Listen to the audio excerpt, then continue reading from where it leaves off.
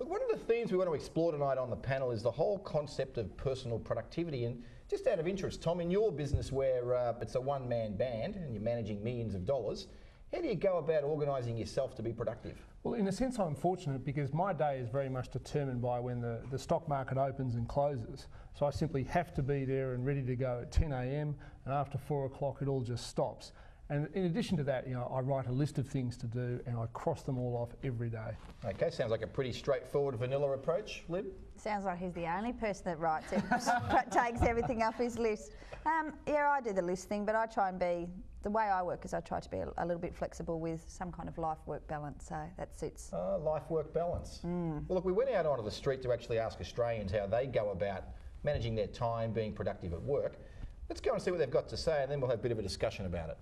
I believe I am, yes. I wouldn't hold my position if I didn't. I work freelance, so I suppose my whole life has been one of trying to avoid ever to become a productive staff member. I'm a manager, so I usually plan it a whole week in advance. Basically, we use the computer diary system and we work on a flow chart, so we program our week ahead. If there's reactive tasks and non-reactive tasks, tasks which are high priority, low priority.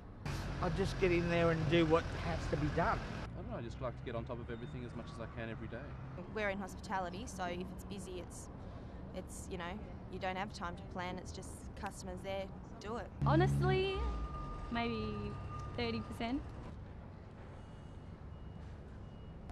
Maybe about 20%. On a 6-hour shift, maybe half an hour if we're lucky.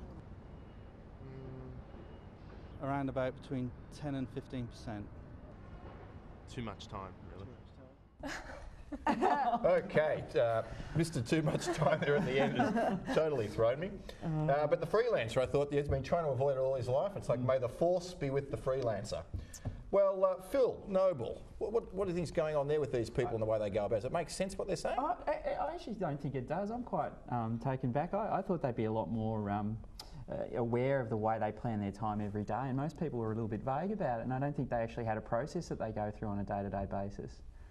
Mel, over at Candle Recruitment, is there a bit of a process? Yeah, well look, I think you try to apply it, but I guess in any sort of service industry, one of the girls was talking about hospitality, it's very responsive according to your customers' needs. So if things are really busy, the best laid plans tend to get thrown out the window. Yeah. I try the list thing too, and sometimes just falls apart, and that just gets transferred to the next day for things to do. So. Well, but the list works for Tommy. Gets them all ticked off every day. He's the only human being in the world I'm very careful about what I put on the list. Don't put anything too hard. Top 3 things: get up, share market opens, eat lunch, go home. I really like Libby's approach because it's important to think about not just how many things you're going to get done, but what you're doing and whether you're sort of matching up to other aspects of your life, not just about work. It's really important to do that. In terms of this whole non-work related thing, because information works so quickly, we now have email, we have fax machines, that kind of thing. You're going at such a pace to go out and actually do your banking at lunchtime and line up in that big long line. You will do your internet banking at work, you will do other things at work, and I think it's just part of the way the working culture is. Well, that of course has been one of the big changes, is that I always used to focus on how you could do personal things but make it look like work.